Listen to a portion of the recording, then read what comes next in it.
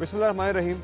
नाज़रीन, दुनिया न्यूज़ की बजट नशरियात में खुशामदीद। इन नशरियात में हमारी कोशिश होगी देखने वालों को समझाएं कि बजट क्या है, इस प्रोसेस का मकसद क्या है, ये किस तरह एक आम आदमी की ज़िंदगी पे असरअंदाज होता है। पिछले बजट के बाद अब तक इस माली साल के दौरान क्या हुआ, कहाँ फ़ायदा हुआ, कहाँ नुकसान हुआ, एक आम आदमी की हालत कैसी थी, क्या हो गई, आगे चल के बजट से क्या तवक्कुआत हैं, क्या खदशात हैं, अवाम क्या कह रहे हैं, सनतकार क्या कह रहे हैं, हुकूमत का पॉइंट ऑफ व्यू क्या है, प्रोजेक्शंस क्या हैं, टैक्स रेवेन्यू कितना बढ़ाया जाएगा, क्या वही लोग जो टैक्स देते आए हैं वही मजीद टैक्स देंगे, क्या टैक्स नेट को बढ़ाया जाएगा, क्या आमदनी बढ़ेगी या हमेशा की तरह हमारा बजट एक खसारे का ही बजट होगा, क्या हम कभी अपना बजट आमदनी के हवाले से बनाएंगे या हमेशा हमारा बजट खसारे के हवाले से ही बनेगा।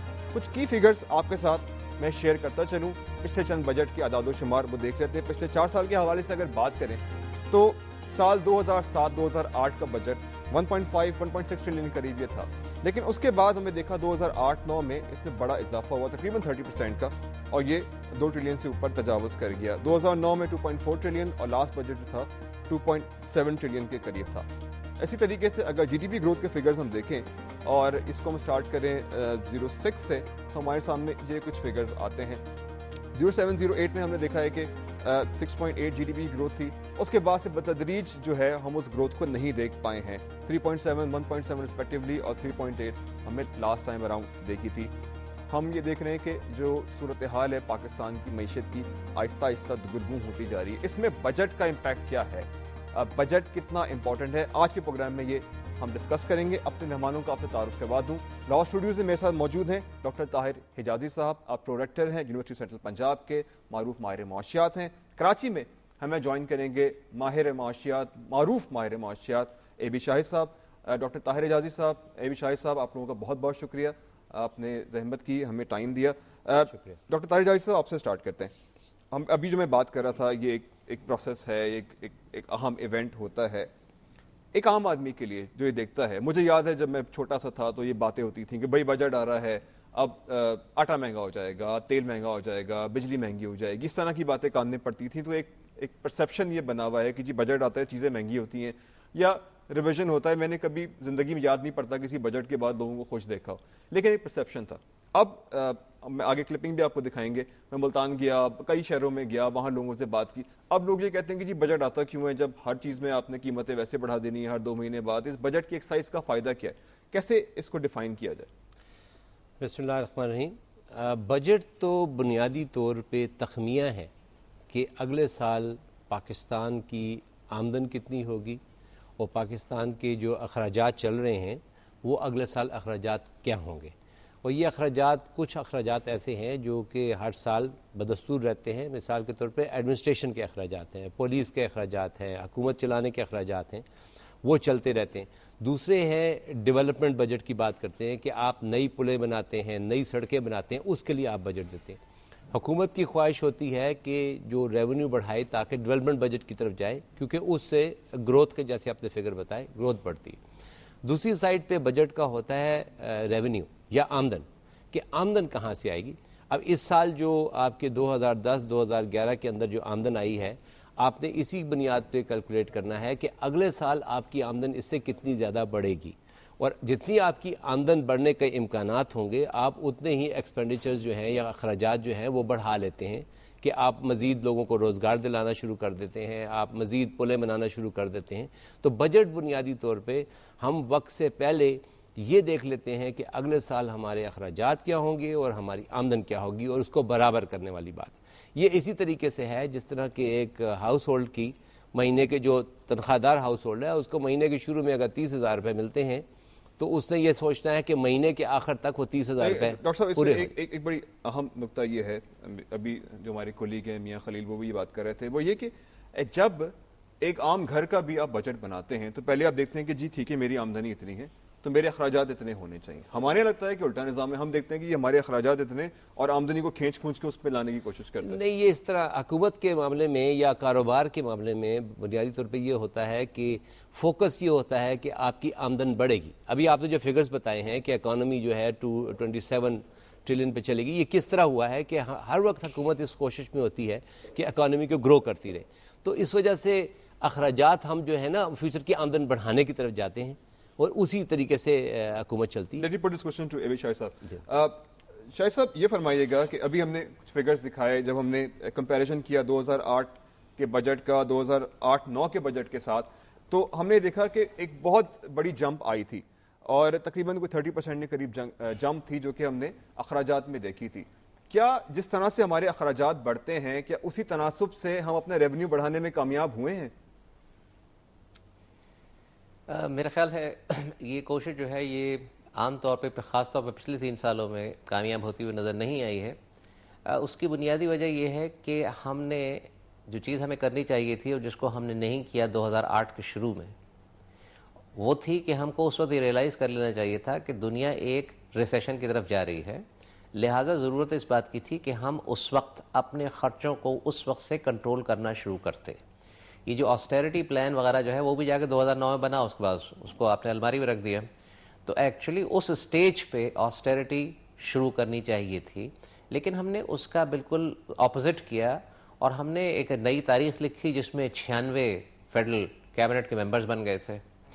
تو ظاہر ہے اب آپ اس قسم کی غیر منطقی اگر چیزیں کریں گے کہ آپ کو پتہ ہے کہ آنے والے سالوں میں ریسیشن آ رہا ہے, گروتھ نیچے جائے گی اکانومی کی, جس کے نتیجے میں کاروباروں کی آمدنیاں جو ہیں اس رفتار سے نہیں بڑھیں گی جس رفتار سے پہلے بڑھ رہی تھیں, جس کے نتیجے میں ان میں ٹیکس دینے کی کیپیسٹی اتنی نہیں رہے گی جتنی پہلے تھی.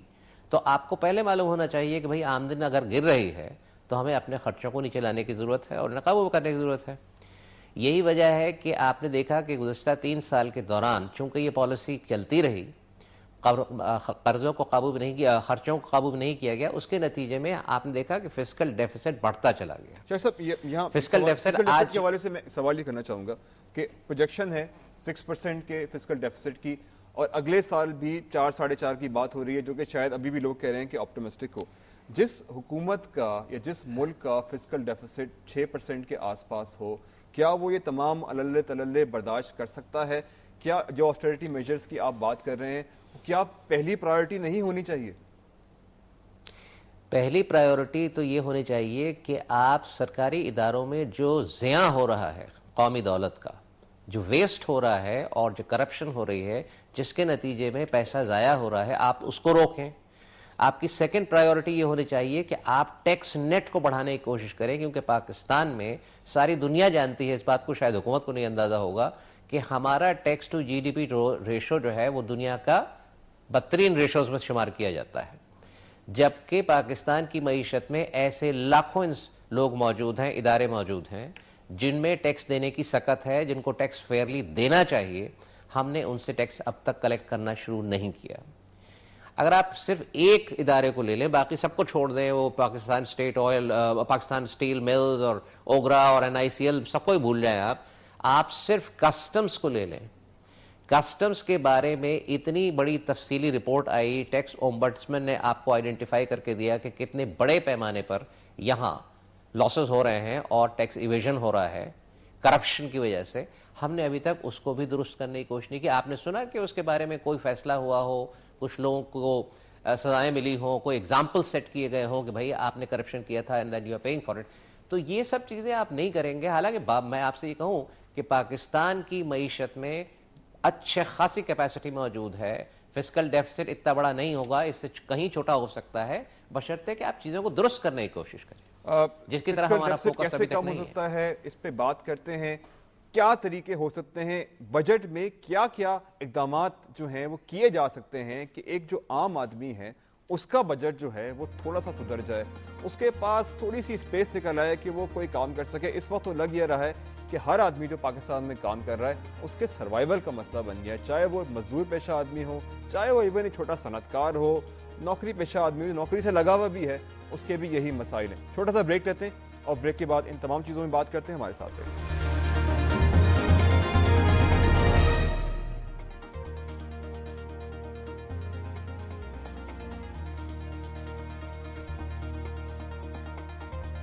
ویلکم بیک ناظرین. اور جیسا کہ میں نے شروع میں بتایا تھا کہ ہم نے کئی شہروں کے پاکستان کا سروے کیا, وہاں لوگوں کے پاس گئے, ان سے پوچھا کہ ان کے مسائل کیا ہیں.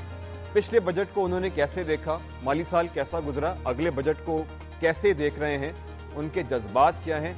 तो सबसे पहले हम गए थे मुल्तान। आइए आपको मुल्तान का हाल दिखाते हैं।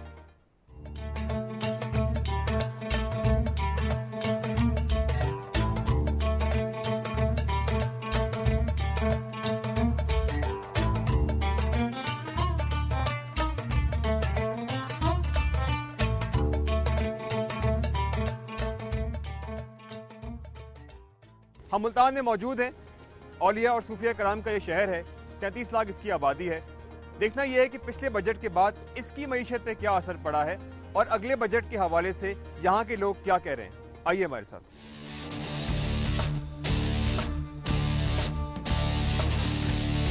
पिछले बजट में भी हर बजट की तरह दावे किए गए थे, महंगाई कितनी कम हुई, कोई असर पड़ा भी कारोबार पे?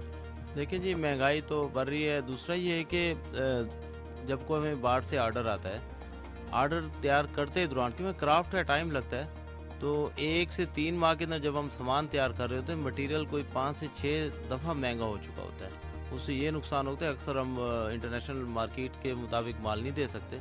अच्छा, अब बजट भी आने वाला है, अगर मैं आपसे पूछूं आपकी क्या एक्सपेक्टेशन होगी या आपका क्या ख्याल है, क्या काम किया जा सकता है इस बजट में कि इंडस्ट्री के हालात थोड़े से बेहतर हो? जो हमारी छोटी इंडस्ट्री है ना जी, अगर गवर्नमेंट सिर्फ इसी पे तवज्जो दे, बड़ी बड़ी इंडस्ट्रीज तो है ना जी, वो काफ़ी उन्हें ज़्यादा वो भी रहे, कोई ऐसी बात? हाँ जी, उन्हें भी काफ़ी पावर की उससे ज़रूरत है। अगर छोटे लेवल पे कंट्रोल कर लिया जाए, हमें लाइट भी पूरी दें, रेट्स भी मुनासिब हों, और मेरा ख्याल है कि हम छोटे लेवल वाले लोग वो क्योंकि ज़्यादा तादाद में हैं, तो हम स्टैंड बाई हो सकते हैं वापसी, जो पिछले 3-4 साल में हम बहुत पीछे हो गए हैं।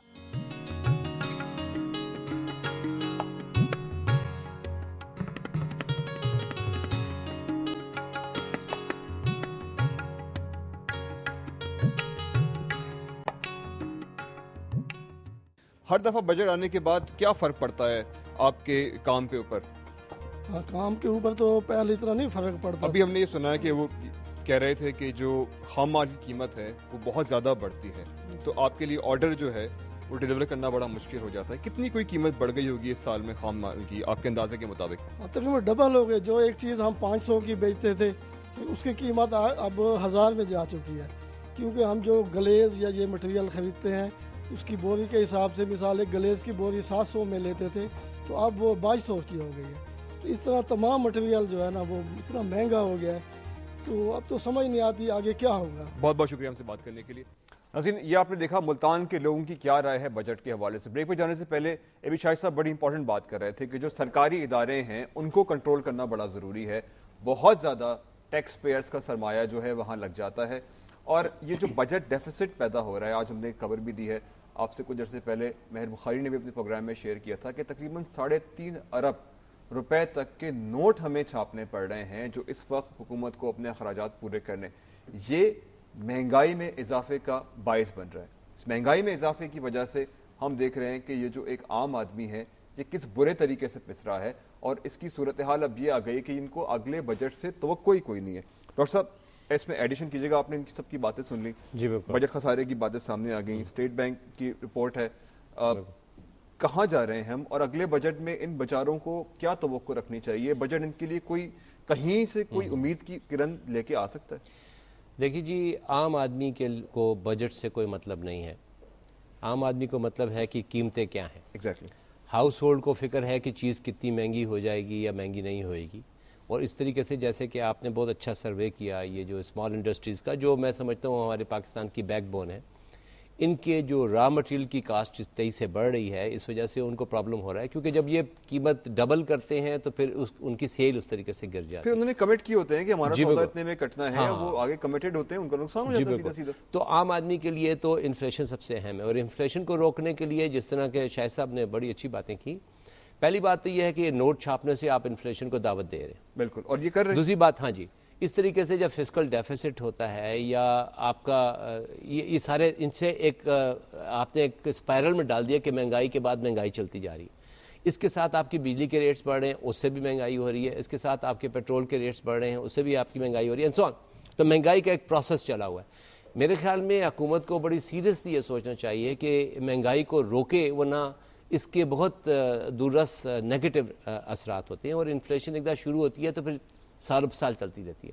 آپ نے جو بات سوال کیا کہ عوام کو کیا ریلیف ملے، پہلی بات تو شاہد صاحب نے بڑی صحیح بات کی ہے، اگر ہم نے عوام کو ریلیف دینی ہے تو ہمیں اوپر سے شروع کرنا پڑے گا اپنے اخراجات گرانے کے لیے، اور حکومت کے تقریباً 42 کے قریب ایسے ڈپارٹمنٹس ہیں جن کا کوئی آؤٹ پٹ نہیں ہے، کوئی ان کے پاس کام نہیں ہے، وہ ایسے ڈپارٹمنٹس کو بند کریں۔ 96 جو ہے بات کی کہ کیبنٹ کے اندر 100 ہاں وہ ایک اچھا خاصا ایشو ہے کہ مطلب آپ ڈیمانسٹریشن آپ کی غلط ہو رہی ہے، آپ نیچے کس طریقے سے کریں گے۔ یہ شاہد صاحب نے بات کی، مجھے یاد آیا کہ میری رومانیہ کے کسی سے بات ہو رہی تھی ایک پروفیسر سے، تو اس نے بتایا کہ جب ہمارے حالات خراب ہوئے تو سب لوگوں کی تنخواہیں بھی کم کر دی، تمام اخراجات جو ہے نا حکومت ختم کر دیے تھے 3-4 مہینے کے لیے، اس سے وہ واپس بیلنس آ گئے تھے۔ اور شاید صاحب ٹھیک کہہ رہے ہیں کہ ہم نے اس حالات کو دیکھا نہیں کہ دنیا میں ریسیشن آ رہی تھی۔ ان کی یہ رائے لیتے ہیں۔ شاہد صاحب آپ کا کیا خیال ہے کہ کیا ایمرجنسی بنیادوں پر کیا ہم ایسا کوئی اقدام کر سکتے ہیں کہ حکومت سے لے کے نچلے درجے تک تمام لوگ ایک دفعہ اپنی بیلٹ کس لیں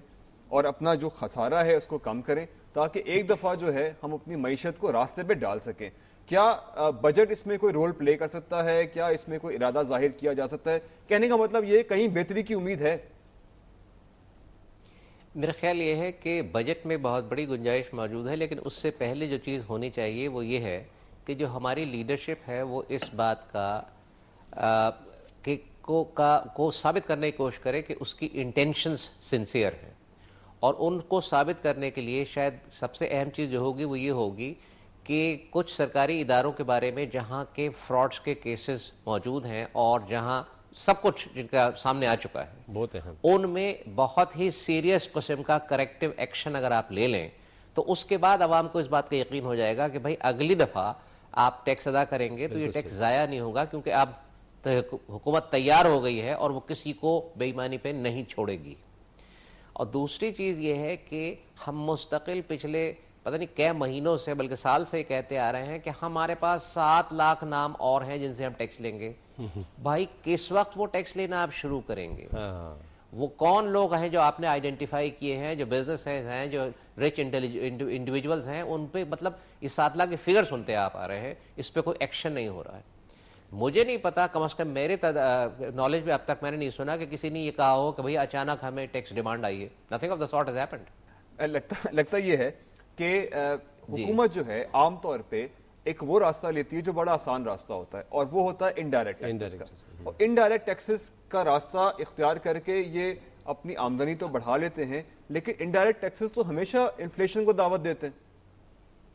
میں یہاں عرض کرتا چلوں آپ سے کہ انڈائریکٹ ٹیکسز سب سے زیادہ نیگیٹو امپیکٹ کریٹ کرتے ہیں، کیونکہ ان میں ایک بنیادی خرابی کیا ہے، ڈائریکٹ ٹیکس لگتا ہے ہر آدمی کی آمدنی کو سامنے رکھتے ہوئے ایبلٹی ٹو پے کے حساب سے۔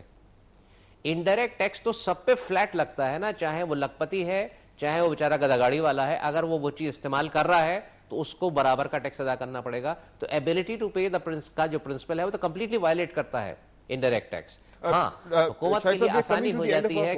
Coming to the end of our programme, ظاہر ہے ہمیں ابھی بہت سارے ایسے پروگرام کرنے ہیں، اگر میں ان اے نٹ شیل آپ سے پوچھوں، آپ کے خیال سے اس بجٹ میں ایسا کیا کیا جا سکتا ہے ان اے نٹ شیل کہ حکومت کو اگر عوام کو کچھ ریلیف دینا ہی ہے تو اس سے عوام کو کچھ ریلیف مل جائے؟ آپ کا کیا کہنا، کیا خیال ہے؟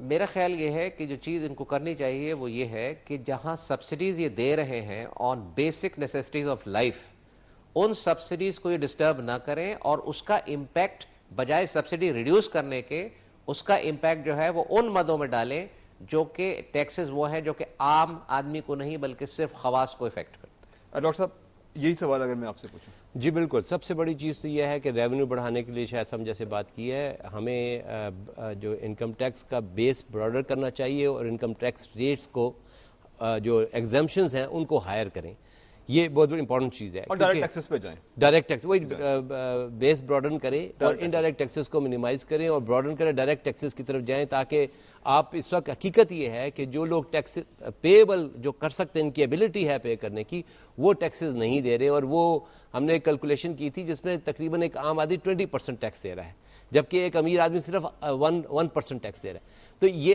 Of his income. تو یہ سب سے اہم چیز کرنا یہ ہے، اور شاہد صاحب نے بڑی اچھی بات کی کہ ہمیں ٹیکسیشن نظام کے اندر اسپیشلی ہمیں چاہے اس کے ادارے کو چینج کرنا پڑے یا اسپیشل فورس بنانی پڑے یا اس کو پرائیویٹائز کچھ کرنا پڑے، ہمیں ایک کلیئر میسج دینا ہے کہ ہر بندے نے جس کے اوپر ٹیکس لائبل ہے اس کو ٹیکس دینا ہے۔ ڈاکٹر صاحب بہت بہت شکریہ۔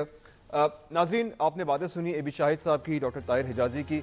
بات ساری یہ ہے کہ بجٹ جب بنا رہے ہیں تو ایک تو یہ کہ نیک نیتی ہو، نیک نیتی سے اگر آپ حالات کو ٹھیک کرنا چاہیں تو کر سکتے ہیں، بہت سارے ایریاز ٹھیک کرنے والے ہیں، گورنمنٹ کی جو انٹرپرائزز ہیں جو بہت نقصان کر رہی ہیں ان کو ٹھیک کیا جا سکتا ہے، ڈائریکٹ ٹیکسز یا ٹیکس نیٹ کا دائرہ کار بڑھایا جا سکتا ہے۔ جو شاہد صاحب نے کہا کہ وہ 7 لاکھ لوگ کدھر ہیں جن سے آپ نے ٹیکس لے لیں، کسی کو کچھ نہیں پتا، ان کو لے کے آئیں ٹیکس نیٹ کے اندر، ان سے ٹیکس لیجئے، اپنے ریونیو کو بڑھائیے، خرچے کم کیجئے، عوام بھی رسپونڈ کریں گے۔ اگر نظر آیا کہ جو حکومتی ادارے ہیں ان میں کوئی ایکشن ہوا ہے، ان کے خرچے کم کیے گئے ہیں تو رسپونڈ بھی کریں گے اور آگے چل کے صورتحال بہتر بھی ہو سکتی ہے۔ ڈاکٹر طاہر حجازی اور اے بی شاہد صاحب کو بہت بہت شکریہ۔ مزید پروگرام دیکھتے رہیے گا اسی حوالے سے، دنیا نیوز کے ساتھ رہیے۔